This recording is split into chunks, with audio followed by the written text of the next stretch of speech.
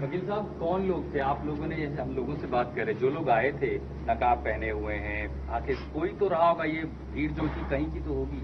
कौन लोग थे? किसी को आप पहचान पाए? नहीं, हम किसी को नहीं पहचानते। ये सिर्फ और सिर्फ, मैं फिर दोबारा बता रहा हूं कि पानी छोड़ देने से हुआ है। पानी छोड़ने से तमाम पब्लिक भ्रम में आ गई और उन्होंने ये कहा कि बगैर किसी सूचना के खुदाई कैसे हो रही है। एसडीएम कौन थी ये? संबल? एसडीएम संबल। एसडीएम संबल ने जिद की वहां पर कि इसका पानी खाली कराया जाए, जबकि एसपी महोदय और डीएम महोदय ये कह रहे थे कि नहीं, डंडे से नाप लो।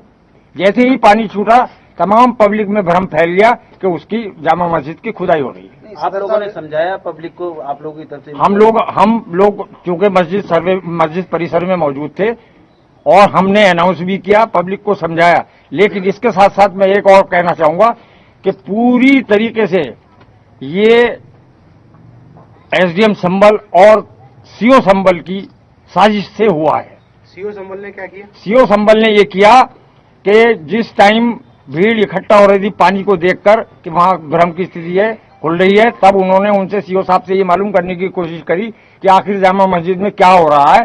तो उन्होंने उन्हें गालियां दी और लाठीचार्ज करा दिया और ये भी कहा कि अगर ज्यादा सवाल जवाब करोगे तो सबको ठोक दूंगा। सिर्फ ये पैनिक जो फैलाया है सीओ संबल और एसडीएम संबल ने फैलाया है। सदर साहब, जब एसडीएम जो हैं डीएम साहब के अधीन हैं और जब डीएम मना कर रहा है तो उन्होंने फिर उनका क्या मतलब कैसे कहना मान लिया एसडीएम का?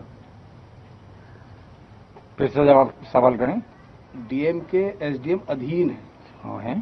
और डीएम में मना कर रहा है कि मेजरमेंट नहीं होगा, डंडे से नाप लो, और एसडीएम जोर दे रही, तो क्या डीएम साहब ने उस बात को उनको? कुछ नहीं, जो मेरे सामने मैं वहां मौजूद था, उन्होंने एसडीएम साहब ने, डीएम साहब ने और एसपी साहब ने ये कहा कि नहीं, इसकी गहराई जो है वो आप डंडे से नाप लें। वो नहीं मानी, बल्कि उन्होंने यहां तक कहा, फुब्बारा चल रहा था कि इसे भी बंद कीजिए। तो हमने उनसे ये कहा कि ये तो चलता ही रहता है। अच्छा सदर साहब, जैसे आपने अनाउंस किया था, आपके पक्ष की जो भीड़ थी आपके समझा, और आप सम्मानित व्यक्ति हैं, आपने अनाउंस किया कि सर्वे पूरा हो गया है और अब कोई बात नहीं है, कहा था, सब मस्जिद पे अनाउंस हुआ था, तो फिर ये भीड़ क्यों नहीं मानी? आपके समझाए को? भीड़ इसलिए नहीं मानी कि भीड़ ये समझ रही थी कि अंदर खुदाई चल रही है, अंदर खुदाई चल रही है। उन्हें कोई समझाने वाला नहीं था। मैंने ही अनाउंस करके उनसे शांति बनाए रखने की अपील की है। उनसे ये कहा कि आप लोग अपने अपने घरों को जाएं, किसी तरह का कोई लड़ाई झगड़ा शोर शराबा न करें। ये मेरे अनाउंसमेंट की रिकॉर्डिंग सबके पास है। जो अनाउंसमेंट हुआ था उसके अंदर आपने ये कहा था कि एएसआई की जो सर्वे है वो पूर्ण हो गया है और उसके बाद ही पत्थरबाजी हुई, ऐसा हुआ? हाँ, देखिए, आइए, आपका 19 तारीख को जो हुआ था सर्वे, वो पूरा हो चुका था। आप अभी कहते रहिए, आप कहते रहिए। वो पूरा हो चुका था। उसके बाद ये डीएम महोदय ने अनुमति दी है। कोर्ट की कोई अनुमति नहीं थी, कोर्ट ने एक बार दिया था। उसके बाद जो हिंदू पक्ष है उन्होंने ये मांग रखी कि सर्वे चूंकि रात थी, बहुत पब्लिक थी, हम पूरा नहीं कर पाए हैं, ये डीएम को दिया उन्होंने दरख्वास्त, और इस पर हमें फिर से सर्वे करने की इजाजत दी जाए। तो ये कोर्ट का आदेश नहीं था, बल्कि डीएम साहब का आदेश था कि सर्वे दूसरा के कर लिया जाए। उन्होंने हमें नोटिस रिसीव कराया,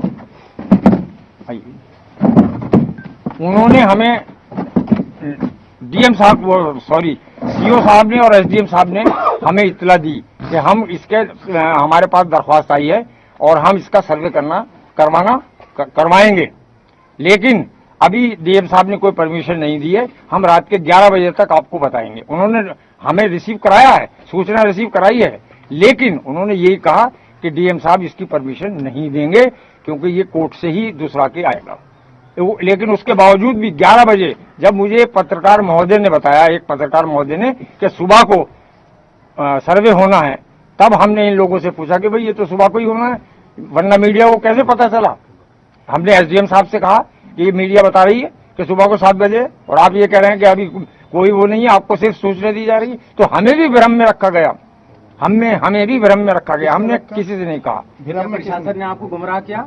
प्रशासन ने पूरी तरीके से गुमराह किया, प्रशासन ने और पुलिस ने।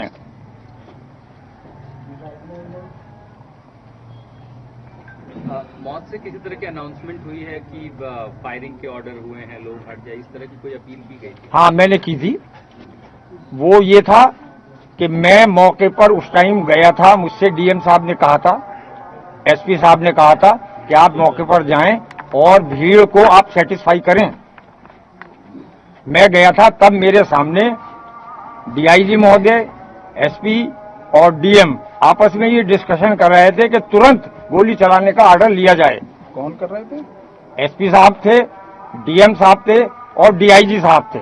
मैं उस टाइम वहां मौजूद था। तब मैंने ये सोचा कि अब गोली चलने ही वाली है। मैंने पब्लिक से अपील की, बहुत ज्यादा अपील की, वहां पहुंचकर भी अपील की, लेकिन 75% लोग वापस चले गए। कुछ लोग यही सोचते रहे कि खुदाई अभी भी जारी है। ये खुदाई क्यों हो रही है? तो मैंने फौरन ही अनाउंस किया कि गोली चलने के आदेश मिल चुके हैं पुलिस प्रशासन को, लिहाजा मेरी गुजारिश है, अल्लाह के वास्ते, खुदा के वास्ते, सारे लोग हट जाएं, चले जाएं, अपने अपने घरों को चले जाएं, शांति बनाए रखें। उसके बावजूद भी कुछ लोग वहां ये जानने के लिए रहे कि क्या वाकई में जामा मस्जिद की खुदाई हो रही, और किसी लिए नहीं, इसलिए। लेकिन खुदाई की अफवाह किसने फैलाई? जी, खुदाई की अफवाह किसने फैलाई? खुदाई की अफवाह इसलिए फैली कि वो पानी जब चारों तरफ चला तो पब्लिक में ये अफवाह हो गई, ये भ्रम हो गया, ये हो गया कि खुदाई चल रही है इसलिए ये पानी आ रहा, क्योंकि वो पानी आने का कोई टाइम था नहीं। अंदर से लगातार अनाउंसमेंट भी हो रही है और उसके बाद भी अफवाह फैल रही है, तो ये तो कहीं ना कहीं आप लोगों की कमियां रही ना? नहीं, हमारी क्या कमी रही? हम तो बराबर अनाउंस कर रहे हैं। पानी की जो कमी है, सबसे बड़ा जो अफवाह फैली है वो पानी को देख के फैली है कि ये पानी क्यों आ रहा है। इसका मतलब ये है कि अंदर खुदाई हो रही है, जबकि हम बराबर अनाउंस कर रहे थे वहां खुदाई नहीं हो रही थी। लेकिन पब्लिक के जहन में यही बात हुई कि शायद खुदाई हो रही है, और ये क्यों हो रही है। पुलिस का तो ये मानना है कि गोली जो है पुलिस ने नहीं, पब्लिक में ही चली है। ये कहना बिल्कुल गलत है पुलिस का, ये कहना बिल्कुल गलत है। पुलिस गोली हमारे सामने चला रही थी, मैं मौके पर मौजूद था। पब्लिक की तरफ से मेरे सामने कोई गोली नहीं आई, ये बिल्कुल गलत है। और मैं हिंदुस्तान के माननीय मोदी साहब से, सीएम साहब से, ये जो बच्चे बेगुनाह मारे गए हैं, क्योंकि इसका कोई प्रमाण नहीं है कि वहां पर पत्थर किसने मारा, फिजा किसने खराब की, जो लोग मारे गए हैं उनको उचित मुआवजा दिया जाना बहुत ज्यादा जरूरी है, क्योंकि ये गुनाह किसने किया है, किसने नहीं किया है, ये तय नहीं है। ये बहुत ही दुखद घटना हुई है, और हम आज भी तमाम चंबल के रहने वाले लोगों से, हिंदू हो या मुसलमान हो, उनसे ये अपील करता हूं कि शांति बनाए रखें। जो दोषी है उसको सजा मिलेगी, चाहे वो पुलिस वाले हैं चाहे पब्लिक है, उसको सजा मिलनी चाहिए। ये प्रेस कॉन्फ्रेंस बुलाने का मतलब ही ये है क्योंकि हमारी क़यादत नहीं हो रही है।